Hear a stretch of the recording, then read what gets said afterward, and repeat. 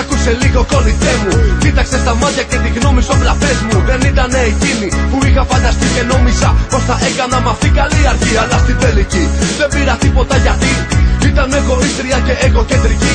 Την ένοιαζα μόνο, ταλούσα το μαλλί.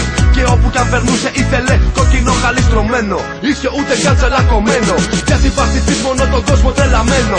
Όλο τον είχε πάρει κάπως όλο. Αλλά στην τρικυμία έχασε ένα στόλο. Την κέρναγα δεν ήξερα πως είχε χρήματα. Είχε πιο πολλά και αυτόνονα συκτήματα. Τα παθήματα όμως γίνανε μαθήματα. Πίσαν τα καρδίλια, μείνανε απλά τα μνήματα. Μοιάζω, θάλασσα κι αλλάζω. Στη στέγια σε βγάζω. Έξω από το κορμί μου μια ζωή θα μείνεις τώρα. Τι κι αν μετανιώσεις, δεν θα με πληγώσεις. Τι κι αν ήσουν ήλιος, μια σκιά θα γίνεις.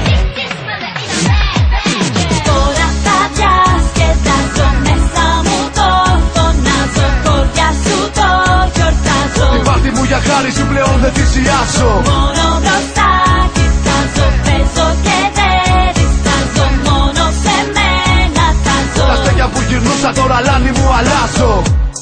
Και πάει κάπως έτσι.